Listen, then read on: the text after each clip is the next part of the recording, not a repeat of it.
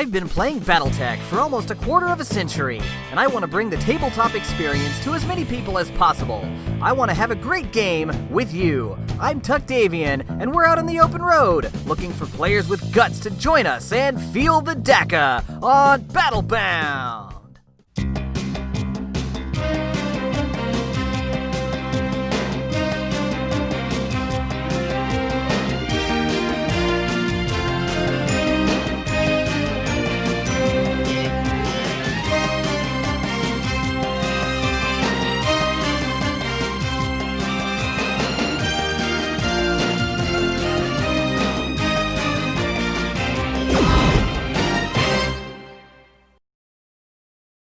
We're out on the road again, Battletech fans!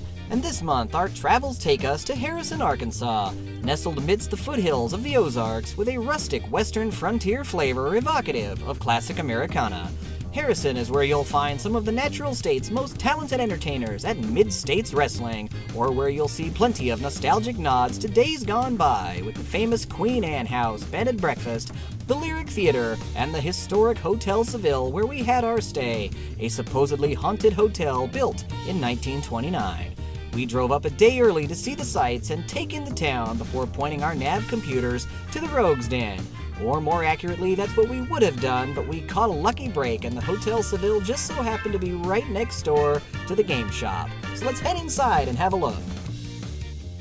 Once inside, we were greeted by the owners and given the tour of this interesting game shop situated inside the remains of what once was a Texaco gas station before we sat down to have an interview. All right, brother, thank you so much for having us here today, man. We sure appreciate you. So, It's kind of interesting that this game store is located inside of a previously used Texaco building. Yes. Gas station. Yeah, it was a Texaco, and then it's been a bunch of other things. Right before we got it here, it was a car repair / used car lot. So, okay, I got to hear the story. Like, how did you wind up in this particular building? My wife cuts hair. Okay. And one of her clients had mentioned that they owned this building, and they were trying to get rid of. They'd been renting it out because they'd used. I think they had done car painting. They painted cars and stuff. But they were needing to get rid of the building because they weren't using it anymore. They were just renting it out, and they were actually wanting to sell it. So we were able to actually end up buying it from them because they were just needing to sell it for what they had left to pay off. They weren't really caring about getting the value of the building out of it. So it helped us. We were able to use the extra money to actually do the remodel in the store. We got as much as we could done. We're still working on it. And so, yeah, that's how we found that, because our other store was, this store's just at around 3 times the size of the old one. And our other one was a building that we rented, and we wanted to own it because we realized in town here some of the rent's kind of high. And it was actually cheaper for us to buy our own building because we needed a place, because our other place was getting to the point it would be so full some nights that couldn't hold it you anymore. couldn't. Well, like we had Magic going, we had D&D going in the other room, and if sometimes there'd even be people playing like Warhammer, and they were all so close to each other that it was like kind of just groaning when you walk in. There were so many people talking. Now we've got a whole room for everybody to do their own stuff and where everyone doesn't have to sit on top of each other like they used to. So how did the Rogues Den come about? Like, how did you get into business? Well, we used to go to another store that's here in town. It's a real small store. And we'd hung out and played. Well, the person that owned that store doesn't live here, and they had some people that were in town running for it. And at one point, they thought that he was going to be shutting the store down. And we had been doing board game night there, playing D&D and stuff there. My wife had gotten me to play board games. She even talked her into playing D&D a little bit with us. And they had thought they were going out of business. Well, in that interlude, me and her had talked about it, and she had some money left over from school that she didn't need all the money to pay for her beauty school stuff. And we had looked into it, and the store that was actually it's right. Our old store was almost right across from our house, and the rent, it was the lowest rent we'd ever found for a building in town. And we thought it's right across the store. It's right across from our house. It's in a price range we can definitely afford. And with the money we had, we could get enough to actually open the store and stock a small store's worth of stuff. And we thought since the other place was they were going out of business, that we would be able to open our store if we already knew we had at least a small group of people that we already knew that we could use as clients, and that we would hope having a new location that's a little more, it was on a really busy highway, so we thought it would help get more people in there. Come to find out, though, halfway through opening our new store, the other owner decided not to close the store. But at that point, we were kind of... Yeah, well, we already done it. We were already way past the point of, let's not do this anymore. Right, sure. And so we went ahead, got it opened.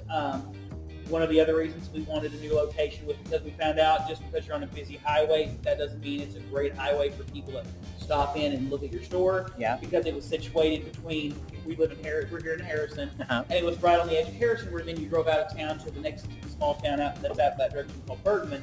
So really lots of traffic we thought would be so great for business were really just people either driving home for the night or driving into town to go to work. Passing through. Or when they go shopping, they're driving way past into the middle of town where they do most of the shopping. Which is actually why we picked this location, because it's right next to downtown. We've had more people walk in the store to see what's here. We've been here about 4 months. And we've had more people that's come in and checked out the store by far than we ever did the entire year and a half the other place. We were at the other location. So I know you've had Battletech here in the store previously. What would you say your experience is with the game here and having the game in the store? Oh, well, it was fun because we had Damian here. And since he has everything you need to play, he can just show up. Yep. And like anybody that's interested in trying out, he can give them some models. He has all the sheets there. They're all like dry erase. And so it made it fun where people can come in and try it. We've also had to try a couple of daily events. He was going to come in and do like a little Battletech day. That's why we try to have stuff like have Damian come every once in a while. That way people will see it, and if they're interested in it, we'll try to carry stuff for people, or we'll always order anything that we don't have in the store for people. So I'll try to make sure they can get anything they need. And so if somebody wanted to order something from you, they could call you. Yeah. So we always take orders, and we'll tell them that usually we make an order every week, so we'll get it on that order. Tell them usually around what day it comes in, because with the mail right now, it was supposed to be here on one day. It could get there then. It might show up 2 or 3 days later. But we always make sure to let people know when stuff. All right, thank you, brother. Yeah, sure appreciate you letting us play here, man. We'll see you tomorrow. Yep. Have a great day, guys. And now, let's meet this episode's featured player. All right, Damian, thank you so much for joining us today, brother. Nice to meet you, Chad. Same, man. Looking forward to the game. So let's talk a little bit of Battletech, man. Tell me how you got into Battletech.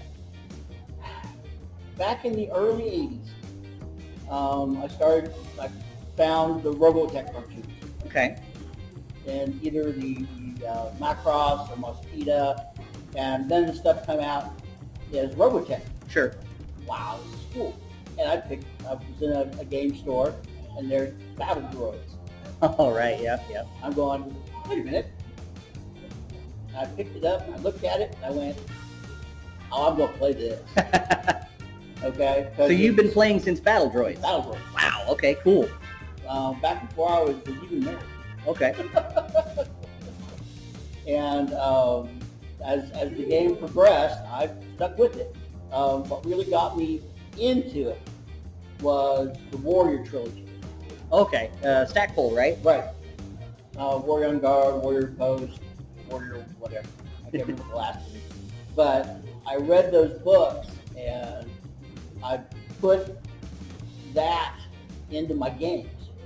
Fantastic. You know, the early lore. Like in the one of the early scenario books, Fox's Teeth, Battle for Hoth. Okay, I have that one. Okay. It has Light Horse up against Black Widow Cover. And I killed Tasha Kerensky at least 3 times.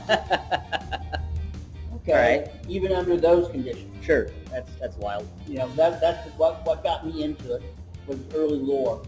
And the minis. And then the rush of combat. And Yes. Okay. You know, you get in there, that first DFA to the head. Yeah. Okay? Yeah, you'll never where forget it. Once you've done that, you're in. You've stuck with it 35 years. So what is it that keeps you in the universe? The simplest answer is it's cheap. Yes, okay. I agree with that. I've said that for years. I got into it 30 odd years ago. The minis that I bought 30 years ago are exactly the same minis that we use now. We're updated with the Kickstarter. Yep. You know, but the basic minis have always been there. And you can usually find them. Like everybody else, I started out with the metals. And I've since gone to completely plastics. Because my metals kept falling apart. So, okay, speaking of that, what with, and you just mentioned the Kickstarter, Yeah. so we've got a lot of the miniatures coming out. You've seen Yep. the ones from Anthony Stroggins, Yep. and we've seen Bishop Steiner's Everything work. has come out. A lot of those guys. I love So- Bishop Steiner's work. Oh, man, yeah, he's fantastic. I want to ask you what your opinion, as somebody who's been playing for so long, what do you think about the current quality of the miniatures that are coming out of the Kickstarter, just based on what we've seen? Oh, they're incredible. Aren't they? Compared to like the third box set ones, even the Plastechs. Yeah. The people who got the Plastechs, have you seen those? Yeah, sure. Those were that and the box 1 set were my starter set. So with a breadth of experience that stretches for that long, you've definitely got to have at least one memory that sticks out to you. And you're like, boy, you know, until I'm to the grave, I'll never forget that. So tell me about a memory that you're just like, yeah, that was like a really cool thing. You just mentioned a head hit. So. You're playing at a game store in Lebanon, Missouri. Okay, and they host a monthly, either a Lance Commanders. Oh, yeah, I know what you're talking about. Okay, I've seen everybody plays 4-on-4, Mhm. and you play 3 rounds, and whoever scores best is able. Okay. I won last year. So far ahead last year. I didn't have to play like the last 2 rounds. Nice. But that we far were playing a Grand Melee, and I happened to take a Thunderhawk that day with 3 Godfather. Sure. Big time. Big time. We were playing, everybody's playing big 90, 100 tonners. And I roll up on Cerberus. I pop off my Gauss rifle, small 3 hit. Okay? Okay. Yeah, but it's got armor.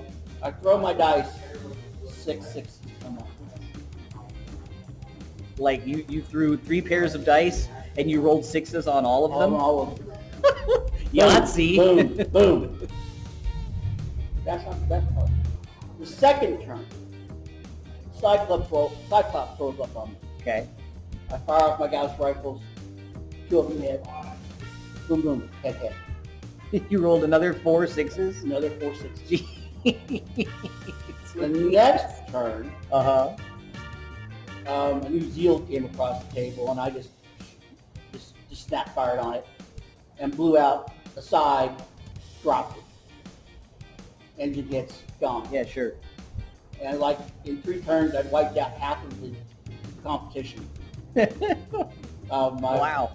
My lady had gone out to get a snack. By the time she came back, it was all over with the Bryant. All over the Bryant. She had gone half an hour, and I'd already wiped out, half of the people on the field. So she comes back, you're like, yeah. And, when your dice are with you are the man. And then there are the days you can't roll a 5. Yep, I've been there. Okay. Speaking of that, how do you think you're going to fare in today's game? The odds are against me a little bit. Okay. But even though the battle value is so close, I still think you're the leader in the battle value. I'm up a few points battle value wise, but that Orion tank you got, okay? Kerensky model. Yeah, that one is, compared to your other units, it has significantly more armor. Okay. It's a bullet sponge. Yes, and it's good at that. Now, my units can take hits from everything you've got for a while. The question is, can I either concentrate enough fire on the Orion to drop it, or isolate something else and bring it down and then bring stuff to my favor? Because your Orion can suck up an AC-20 hit. Not in the head, Not in the head. Mr. Headhunter over here. Well, I've got my share of head kicks. I'm hoping that my speed and agility and somewhat better pilots will counteract that a little bit. Okay. What's that? My Phoenix Hawk and my Rifleman both have 3 pilots. I got 2 gunner on the Rifleman, so that's going to give him an advantage. But the fact that the Phoenix Hawk can get in and do potentially devastating DFAs and get away with it. Yep. One roll, it always comes down to that dice. Okay, and that's why you can do a lot to mitigate that. Yep. Okay, but it still comes down to, you got to roll it. And to me, that tactic combined with dumb luck. Okay? Well, I'm not going to lie to you. You got me a little scared on the head hits now. I'm a little worried. My basic rule in Battletech is, or in life in general, I'll take dumb luck over skill any day. Better lucky than good, right? I'd rather be lucky. Yeah. And you've got a good force, so you know what? I think it's going to be an exciting game. I look very forward to seeing you out in the battlefield, brother. Yeah. Thank you very much. Mm-hmm. All right, Battletech fans, and now that we've heard from today's featured player, let's have a look at today's game by the numbers.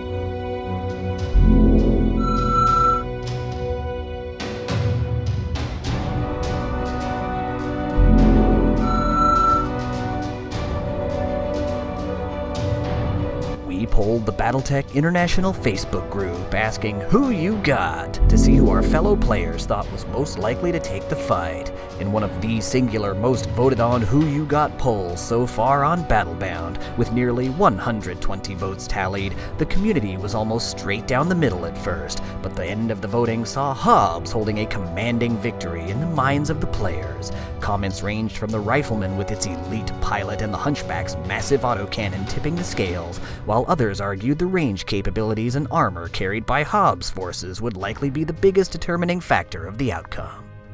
Looking at the terrain before me in this little battle today, it looks like I'm going to have to try a flanking feint option. I'm going to have to draw him out or fight him at long range.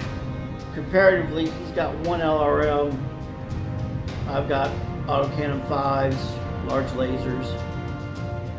Most of his force has got to get close to hit me. Well, half and half. So probably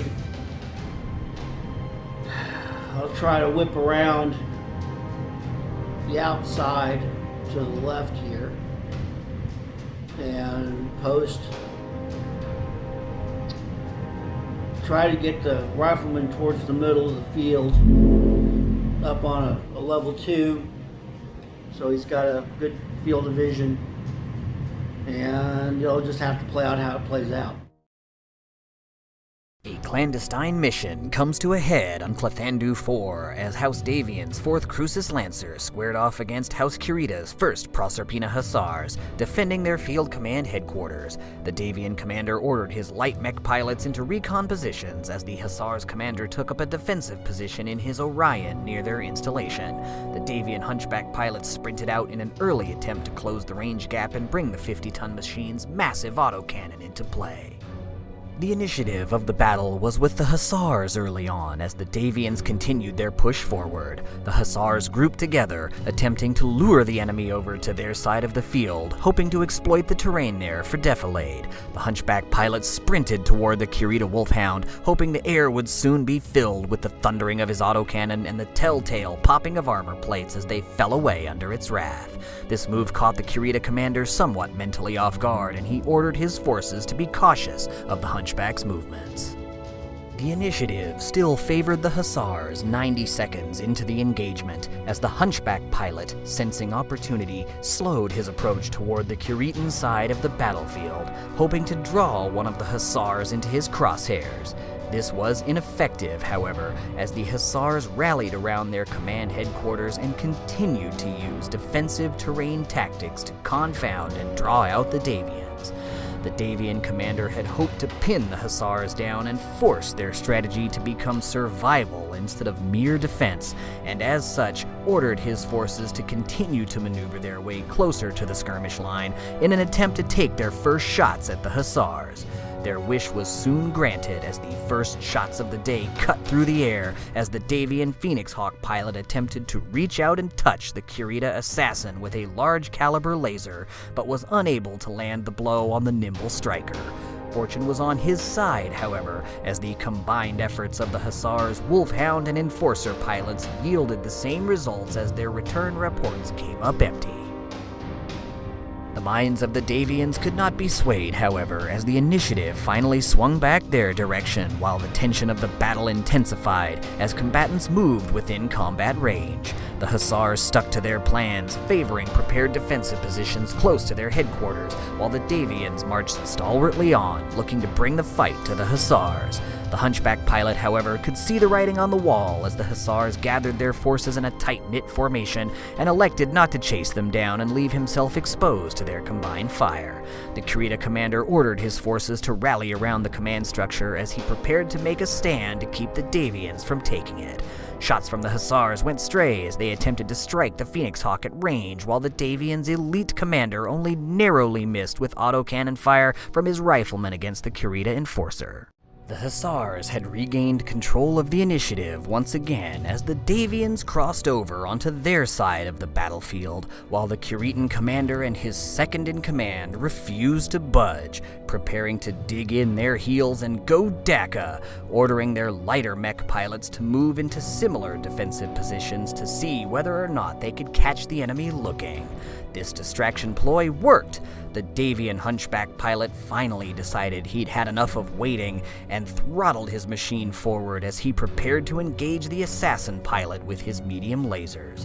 But the assassin pilot's quick movement and woodland cover kept the hunchback pilot from being able to zero in to attempt a shot, while the Phoenix Hawk and Javelin pilots were cut off from the action on an opposite side of the battlefield. The Davian commander would score first blood while the opposition was distracted, however, sending thunderous autocannon shells slamming into the hull of the Curitan commander's Orion. His concentration was momentarily shaken, but he quickly regained control of his senses and used this opportunity to tear into the 50-ton hunchback, stripping a healthy amount of armor away from its central torso area with his Orion's Class 10 autocannon and a burst of missile fire.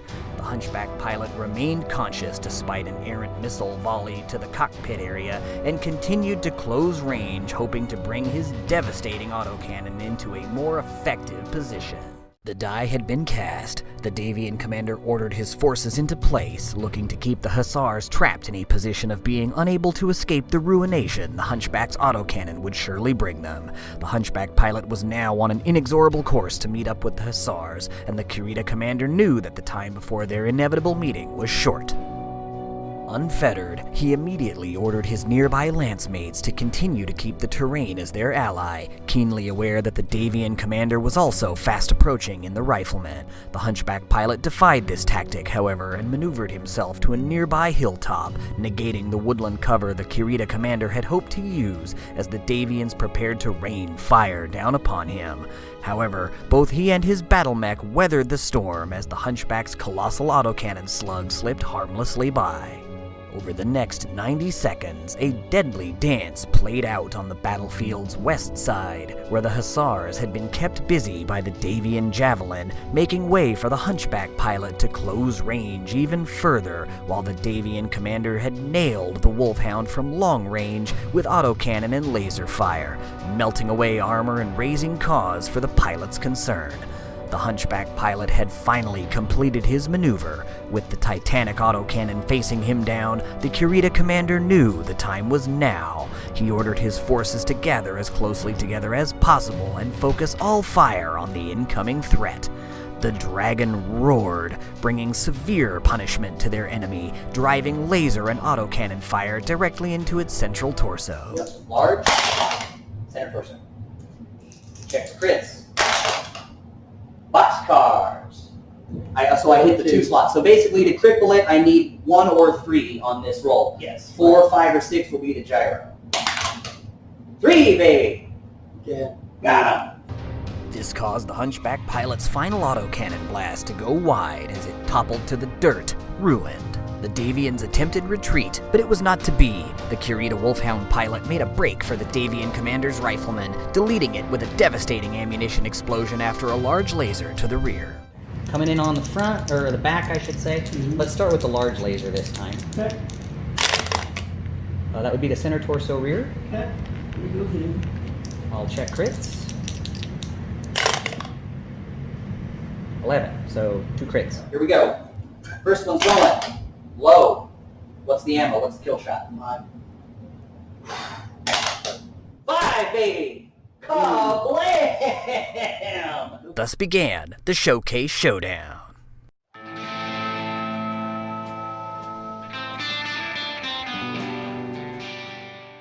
The Davian Phoenix Hawk pilot attempted to avenge their commander with laser fire and a monstrous kick to the Wolfhound. The Wolfhound pilot responded in kind, and the action sent both mechs toppling to the dirt.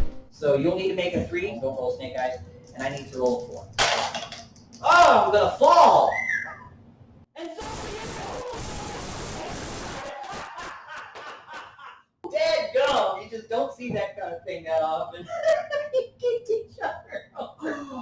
With this, the Davians were on the run, The Kurita commander and his second-in-command were not fast enough to follow the Phoenix Hawk and Javelin's retreat, and with its gyroscope damage during the fall, neither was the Wolfhound. The assassin, however, had more than enough speed to keep pace. Trailing the Davians as they retreated, the assassin pilot critically damaged the Javelin's gyroscope, causing it to fall. The fall destroyed what was left of the gyro, leaving the Phoenix Hawk the only escapee from the Dragon's wrath. And with the Kuritans' overwhelming victory showing just how fast the tides of battle can turn, that brings us to the segment of the show we call After the Action. After all was said and done, and the last shots had been fired, we packed up and headed on over to Jamie's Restaurant, a spot known by the Harrison locals for good times, tasty home-style cooking, delicious desserts, and friendly faces. After having had ourselves a fantastic meal, we returned to the Rogue's Den, where we had a chance to talk about and analyze the events of the game. Alright everybody, here we are. It's after the action time. You know how it goes. Already had ourselves a great meal and now we're sitting down. Let's have a chit chat. I brought Taylor in on this one because even though he did not play today, he was today's silent observer, the man behind the camera. And this is actually the first game. Silent. You were silent. This is the first Battlebound episode where you did not play. That's correct. So it's just he and I. So I brought him in just to add that perspective.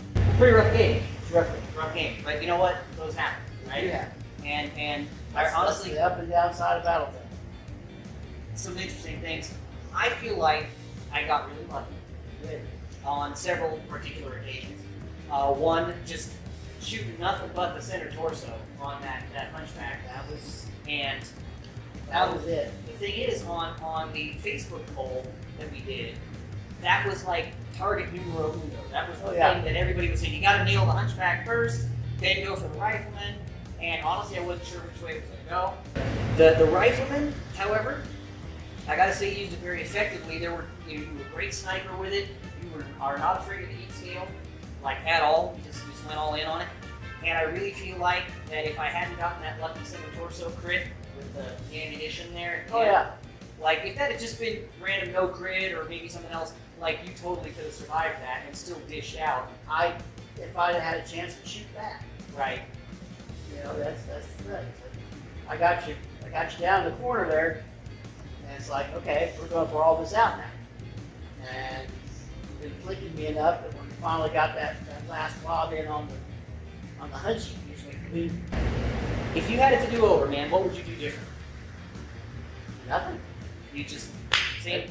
The tactics did not change based on the units that I had. I mean, I had to pin you down somewhere in the open. I finally got it done, but it was around too late.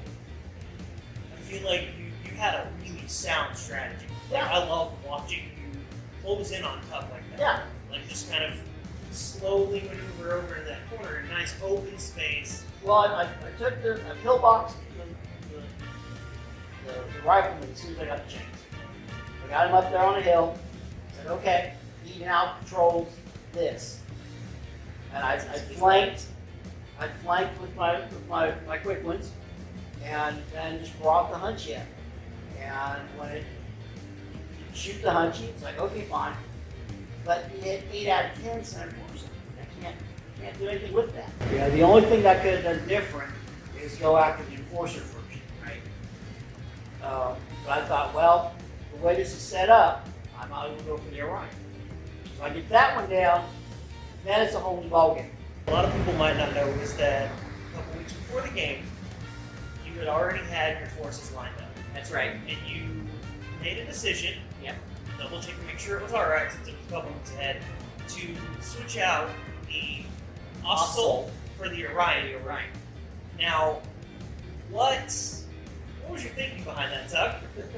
I know exactly what you're going for. Honestly, the reason I did that is I feel like I learned a lot in Denison. And I had said on After the Action last time, if I had this to do over again, I would take a beefier unit, but give myself a worse gunner just for the sole fact that I could suck up all that damn wood.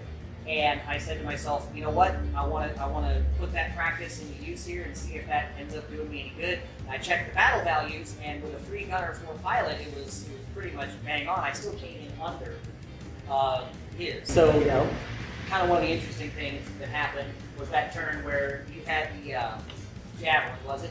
Or no, the Phoenix Hawk. And I had the Wolfhound, and we each kick each other, and you fall on your back, and I fall on my face. It was like a straight up domino almost. And especially seeing as how you were looking for 3s to avoid it, and I think I needed 5 or something like that. Four. And then we both. Yeah. What was your favorite moment from this whole fight? I guess when I finally got around on the Orion, I got in the back end on the Orion with the javelin, but I couldn't quite get the ult I wanted out of it. It's got to be blowing that ammo bin in the rifleman's center torso. Right then, I was like, Somehow I knew you were going to say that. and it was blowing the ammo in that rifleman, and I was like, okay, from then on I knew. All I got to do is just keep on keeping on, and I should be fine. I mean, I got to give it up to you. You were John Wayne today, man. There were so many times I kept going, 9 or better, 10 or better, and you'd be like, psh, no problem. Yeah. What are you talking about? Yeah. And like, you just hit him, and I'm like, this isn't supposed to happen. Stop doing that. Yes, and so if I could have kept doing that, that would Yeah. have been fine. I had a reasonably good time playing. You know, like I say, once it turns on, you kind of go, oh, well, all right. you gotta play it as hard as you can. You know, that's what I tried.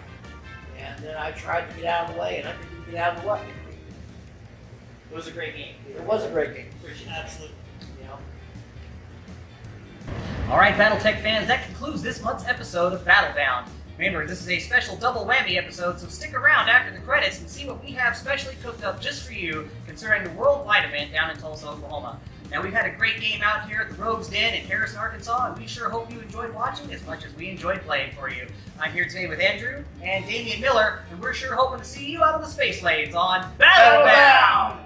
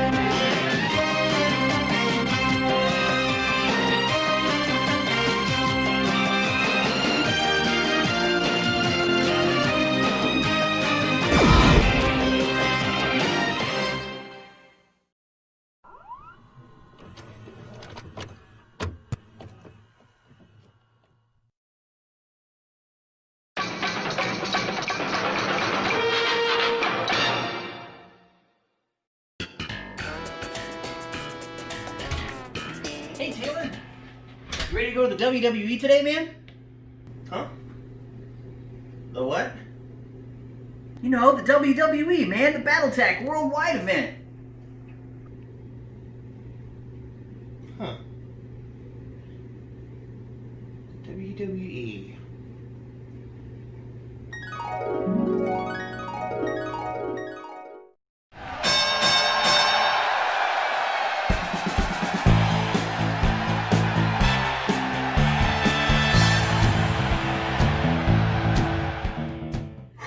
Alright, Battletech fans, we are right outside Dice Addiction, Tulsa, Oklahoma, here for the worldwide event. Standing next to me is Bolt Brugan. Bolt Brugan, any words for today? Well, let me tell you something, Lean Gene. All the Tuckamaniacs know the Parthas are ready, brother. The baddest mechs in the world. But let me tell you something, Smoke Jags. I know you think you're top shelf because you're guided by Khan Lincolnosis, brother. But it's a good thing that you're ready to lose today and that you're used to losing because it's only destiny, man, that you will feel the wrath of the Parthas, brother, because this is where the power lies. So I've only got one question for you, Smoke Jags, and one question for you, Lean Gene, and that's what you gonna do when Tuckamania and the Draconis Combine run wild on you, brother?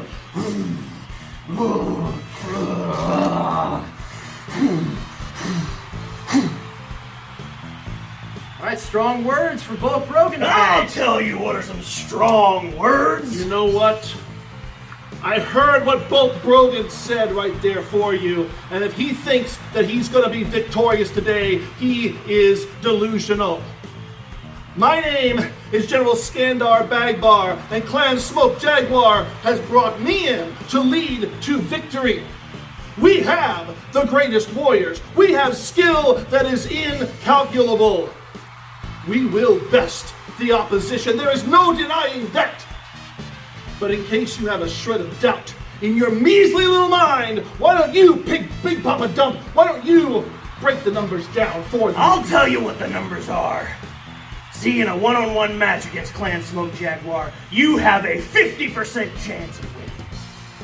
When you put me in a mech in Smoke Jaguar, you have a 15% chance of winning.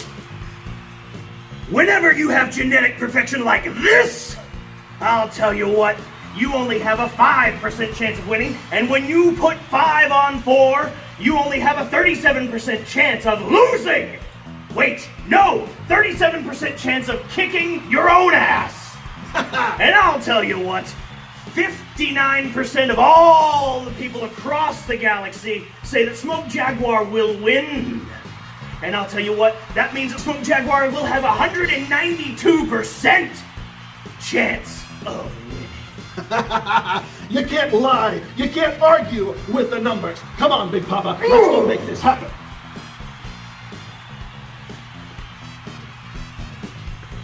Hey, you listen here, you pencil neck. You take your stupid face right on back here. Bulk Brogan is such a yo-yo. Part the power. Are you ribbing me? I'm gonna tell you something right now. The Smoke Jaguars, we're gonna stretch you from here to New Jersey, and if that ain't enough, we'll do the strut up and down your spine, Daddy. Don't touch it, Juggen. What are you doing here? I'm here to clear this up. With the meter circle.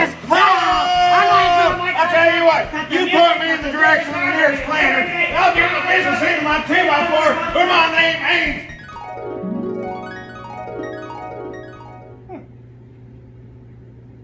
Yeah, sure. Sounds fun. Let me put on some real pants.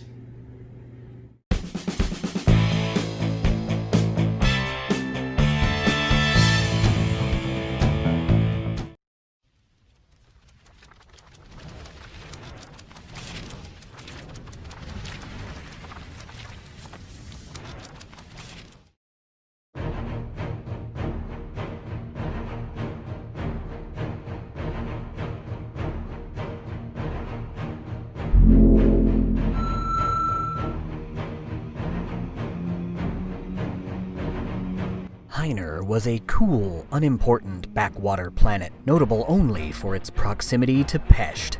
Few things of note ever happened on Hyner, and few people expected that to ever change. But change it did in November of 3051. Clan Smoke Jaguar came to the planet, ready to add it to their growing collection of Combine worlds. Lore Master Edmund Hoyt, desiring to make up lost time, sought to make this the first world the Jaguars captured in Wave 5. His first striker cluster, also new to the Inner Sphere, shared his urgency, and so in November 3051, Hyner found itself under assault. The moment the Jaguars descended through Hyner's cold skies, they were beset by the 2nd Arkab Legion. Though outgunned, the Azami warriors intended to show the Jaguars that the Jaguar way was not the only warrior path. As the Jaguars emerged from their dropships near Trent's Glen, the 2nd Arkab Legion, using their hit-and-run style of fighting, emerged to whittle them down. In 3049, we stayed in the homeworlds. We were denied our birthright even as our Sibkin earned glory. In 3050, our Ilkhan died and we were still denied our vengeance. But now, as 3051 comes to an end, ha! Our wait is over. Our lore master has brought us to Hyner, and though the barbarians of the Inner Sphere see it only as a cold and insignificant world, I see it for what it is. The first step on the long road to paradise.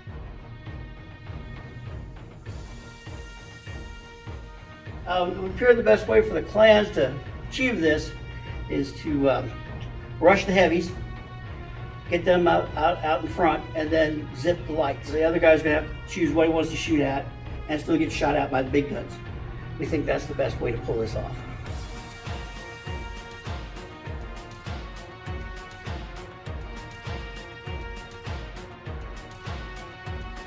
The Smoke Jaguar 1st Striker Cluster wants to break out from their deployment zone.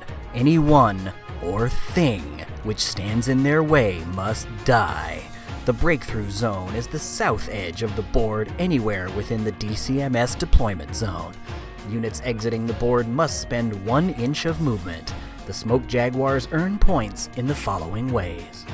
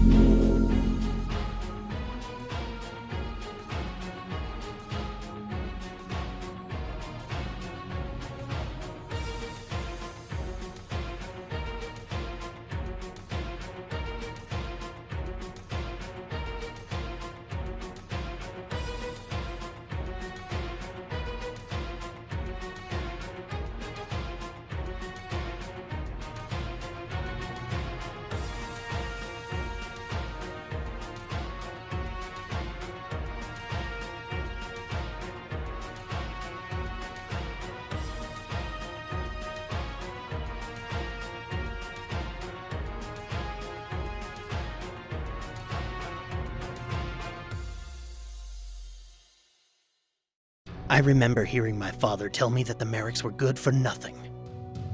I remember how they did nothing for us in 39. If I remember, the dragon remembers. But right now, I can forgive them for a great many things. This Shadowhawk is a beautiful piece of machinery.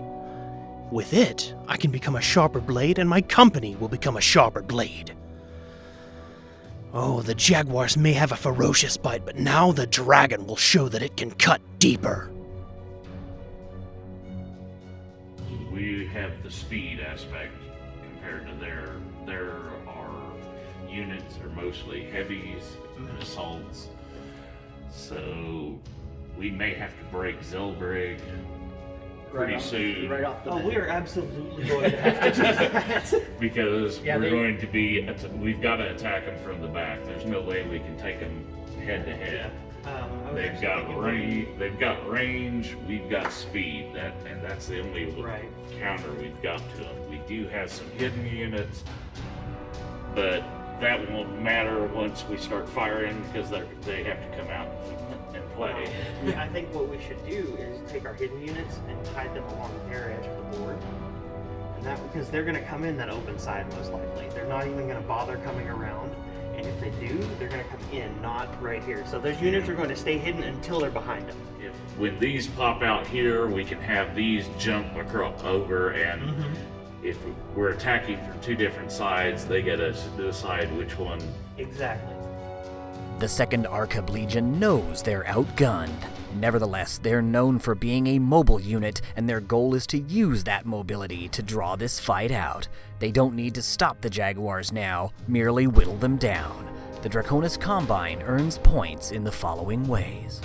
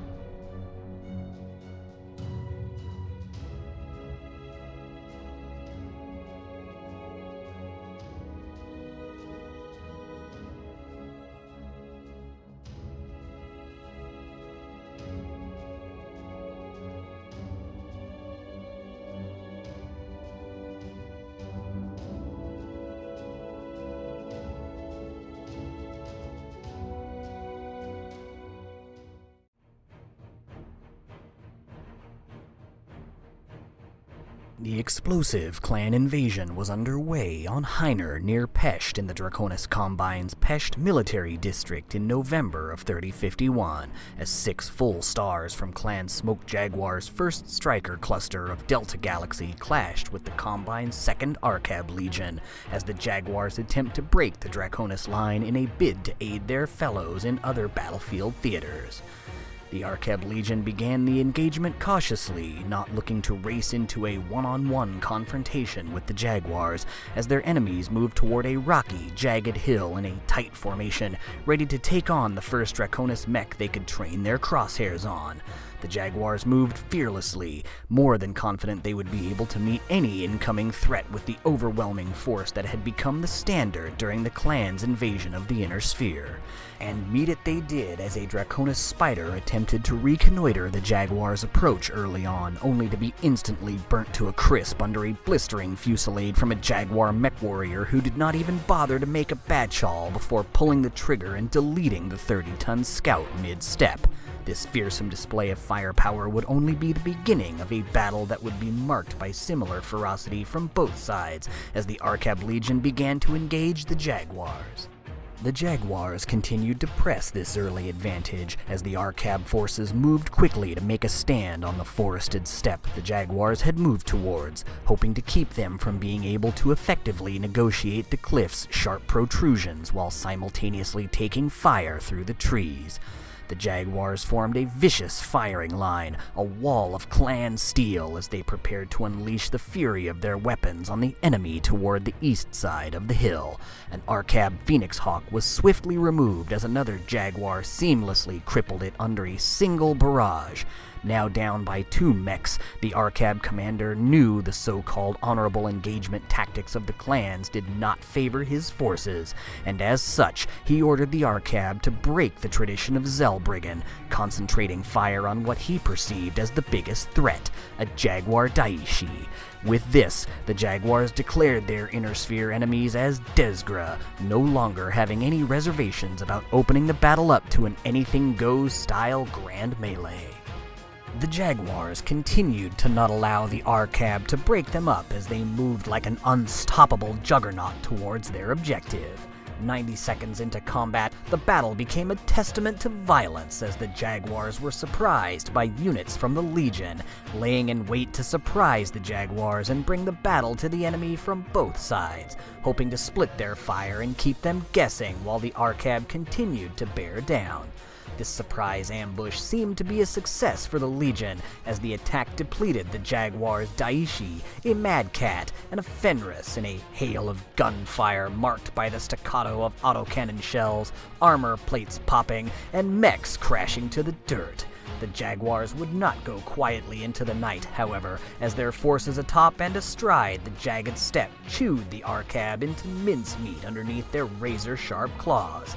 The Jaguars would avenge their comrades by taking down the following units.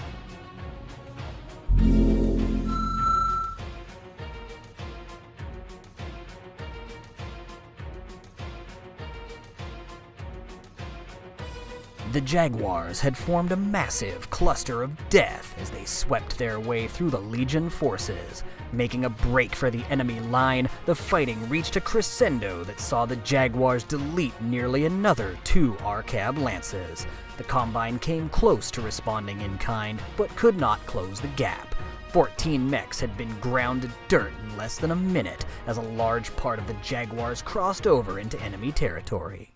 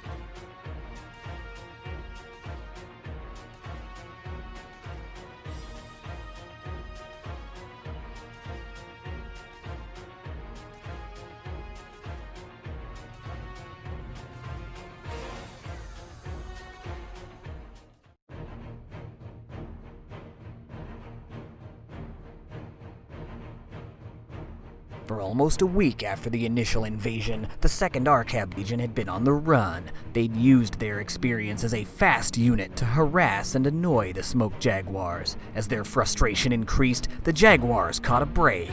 An interrogation of a prisoner revealed the location of an Arkab supply depot. Aware of the importance to their enemy, Lore Master Hoyt ordered a Scratch Force into action to destroy the depot. The Arkab Legion caught wind of this and hurriedly threw together a force to protect it. I heard complex plans from our Lore Master. I heard complex plans from our Star Captain. I heard complex plans from everybody else in this unit. And yet, when Star Captain William overflew the supposed supply depot, all those plans were wiped away. I do not like the suddenness of this attack. It feels far too rushed, far too hasty, far too much like an ice hellion for me. But I am a Jaguar, and will sink my teeth into whatever we find there.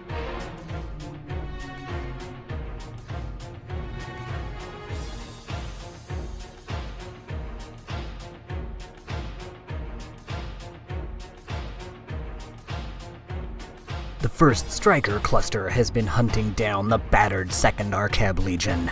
Intelligence has pointed them towards one of several remaining Draconis Combine supply depots. Destruction of this would severely hurt the Arkab Legion's remaining stocks of ammunition and spare parts. An attack is also likely to force the Arkab Legion to defend the depot. The Smoke Jaguars earn points in the following ways.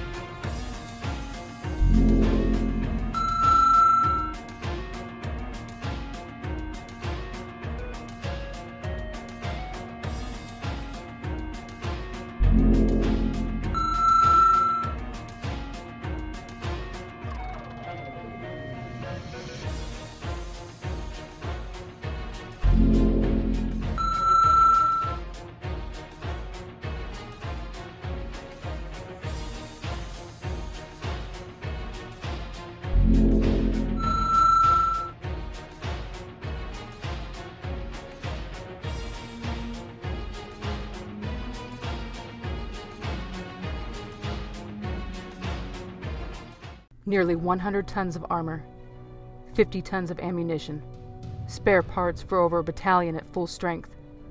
This supply center is like manna from heaven, but my boys need at least 3 days to recover, and that doesn't take into account what the rest of the battalion needs. I hope we get that time, although I don't think the Jaguars will be nearly so accommodating.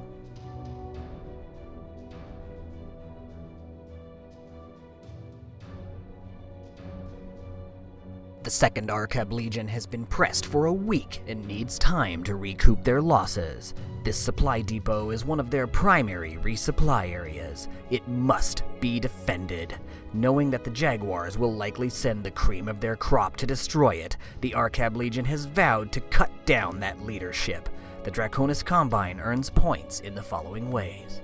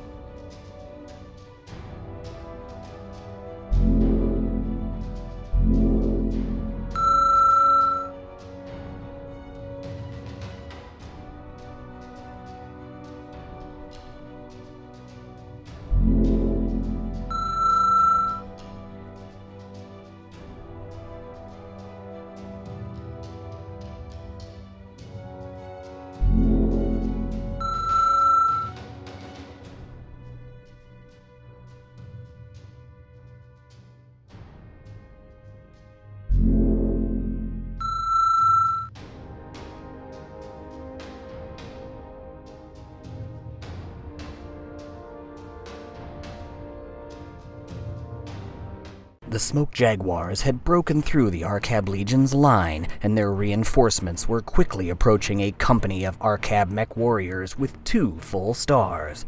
The Legion took up the best possible positions they could without having up-to-date location information on the incoming stars, but the blood was already on the ground.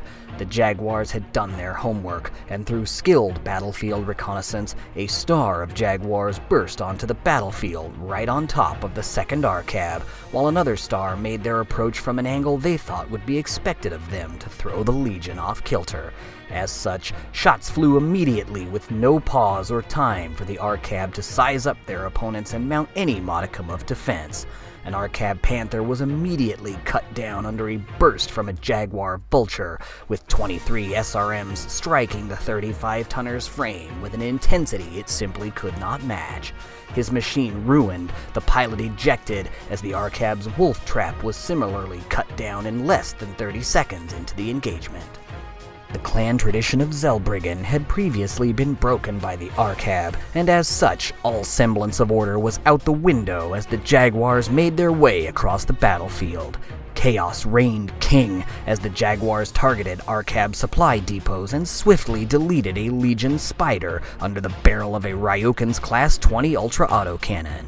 The Legion refused to give ground despite the Jaguars having destroyed a depot less than 1 minute into the engagement. The Arkab Legion had given it their all, but were unfortunately not able to respond to the Jaguars' ferocity in kind, leaving the first Striker cluster forces still fully operational with only minimal damage despite having lost 3 Arkab mechs so soon into the fighting. The Arkab commander barked orders over the comm links, hoping to find a way to regroup and redirect the Jaguars as they continued their multi-angled approach. The Jaguars destroyed a second supply depot as the Arkab struggled to regroup from their losses. A third supply depot was heavily damaged during the ensuing madness that is par for the course where clan technology is concerned. The Arkab was not able to even come close to matching the Jaguars' intensity as they continued to melt armor away from the Arkab forces while sustaining only minimal damage in return. A third Arkab supply depot was left deteriorating in flames as several Arkab battle mechs took severe punishment from the supporting Jaguar forces, which left many of them in critical condition, forcing those mech warriors to retreat or else become a bondsman at the worst, dispossessed at the least in the unlikely event of an escape.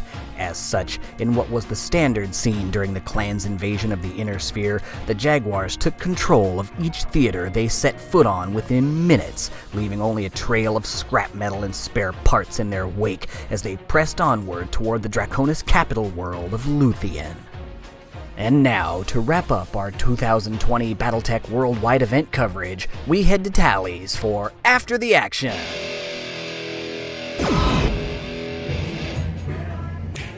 Alright, you know, it's a little mini after the action. Had a couple days of Battletech play. Taylor was a player in both games. I was an observer in one. I played a little bit in the second one. We've got our boy Chad. He played in the second game, Classic Battletech. So, alright, as an observer, you know, I thought it was interesting. We played a grand total of 7 turns in 2 days. And that first game, you know, Alpha Strike, we knocked out 21 mechs in 2 minutes of combat. Yeah. Of course, that 2 minutes took us, what, 3.5, 4 hours to thereabouts get through? Yeah. and they were just dropping like flies, you know, it's crazy. Yeah, especially right there at the end. And, I mean, but here's the thing. In both games, it started from word go, man. Like, oh, yeah. In Alpha Strike, there were dead mechs turn 1. In Classic, my Panther went out just like that. Bam. You know, when you got a guy in a Mad Dog that shoots you with 23 SRMs and you're in a 35 tonner, it just don't go well for you. Yeah. That was pretty much the end of that guy. Oh yeah. Now you played Inner Sphere day 1. Yes. And then you played Clan day 2. I did. So what are your perspectives on that? First of all, day 1 I played Inner Sphere, and it was my first ever Alpha Strike game. I've never played Alpha Strike before. Okay. So I was learning a different rule set as we were playing. So just trying to watch everything, it was it was pretty one-sided. they had that wall of death, and all I had was a scout lance. Just, oh god, it was not pretty. It was 2, 4, 6, 8 points of damage to kill the entire lance, basically, wasn't it? Basically. I think they had like 4, 4, and 5. So yeah. So 18. 18 damage to kill 4 mechs, and they pretty much just, each of them died in one shot. Yeah, it was one shots. And, alright, Chad, so your perspective, you were Intersphere today. I was Intersphere today. How did the game go versus what you wanted to do versus what happened? Well, the game started with the clans basically dropping right on Intersphere on top of us. Oh yeah, that just hosed us from word go. So my lance was a heavy lance, and we were guarding some buildings, and we managed to hold them, albeit barely, but we couldn't really do much with them either. So I mean, we lost 2 buildings, we lost 2 mechs across 18 buildings and 15 mechs, so we held them. But points-wise, they won. But you know what, though? It's still Battletech. Any game of Battletech you can play is still a good game. As Tuck likes to say, a day with Battletech is better than a day without Battletech. Yep. Rule number 1, have fun. Rule number 2, don't interfere with rule number 1. I think with Intersphere, I had to think way more strategically because I was outgunned, outmanned. It was just an uphill battle no matter what. And 2 of my 3 lances were hidden for the majority of that fight, so I ended up with a bit of a surprise on them because they didn't know where they were coming from. But that's where that strategy comes into play. As for clan, it was, I've got big guns, eat me. Just show up and, all right. Pretty much. Get out of here. Get out of my house. I think what I should have done is focus fire and just drop the mechs one by one instead of doing what I did, which was split up fire a little bit and damage all of them. You're talking about as a clan? Yeah. Okay, because Zellbriggen was out the door. Yeah, Zellbriggen was already broken. At that point. As an Intersphere player, you cannot let Zellbriggen stay in effect. It just does not benefit you. Yeah, there's no... You ever duel a clanner, it's pretty much designed for you to lose. You got to have some kind of advantage. Now, what about you, Tuck? From being an observer in the beginning to playing in the second game, how did that feel for you? It was interesting just being able to kick back and just watch what people did. Yeah. And not interjecting my 2 cents in it. Just, you know what, I'm just going to film. And honestly, I think I enjoyed that. So I understand why you do. But playing in the second game, I didn't really get to do a whole lot. Yeah. Because we started out on that one edge of the board, and we had to write all of our units down where they were going to be starting before anybody revealed where their actual units started the game. And it just turned out that John had written all his clan units to start in almost exactly the same spaces as mine. Right. And so we started the game with a star of mediums on a light scout lance, and it was just boom, like melted, all like, you know, ice cream on a sidewalk on a hot summer day. In a nanosecond, the fight was over. Yeah. And so I didn't really get to do a whole lot of it because of the players that showed up, and we split lances and things. The game was pretty much over for me turn 1. All right. Honestly, it's an invasion era scenario, so what happened is what I would expect to happen. Well, you know that we held them though. We held them. And I wasn't looking for pessimism early on. I just looked at the numbers and went, well, all right. I have personally seen this play out multiple times. I mean, hey, I'm not perfect. I own my mistakes. I was taking a shot at him. I didn't realize he was in heavy woods. So my catapult's declaration was over 12 anyway, so impossible. And my other mech, my Thunderbolt, I just couldn't buy a shot. And that happened probably every turn of the game until the last turn I finally got a little damage on his Nova. I think it was fun, and I think what mattered is that the majority of the people, if not all, who came out this weekend had fun doing it. Oh yeah, absolutely. And at the end of the day, I really think that's prime. Yeah, I think we all took something neat away from it. I think so. TBH. All right. Well, you know what? I think that's going to wrap it up. Thank you so much for joining us for this Battlebound Worldwide Event special. We sure hope you enjoyed it, and if you stuck around this long, we got to be creeping up on pretty much an hour, hopefully, by this point. So Right? if you stuck around this long, you know what? Thank you so much for joining us. Thanks We for greatly playing. Appreciate you. And remember, if you like the content, you're going to want to hit that bell. You're going to want to subscribe so you can know where Battlebound will be next. Not only that, put a comment down there and tell us where you want to see Battlebound next, because we're looking for people. We sure hope that we'll see you out in the space lanes. What time is it? Battlebound time!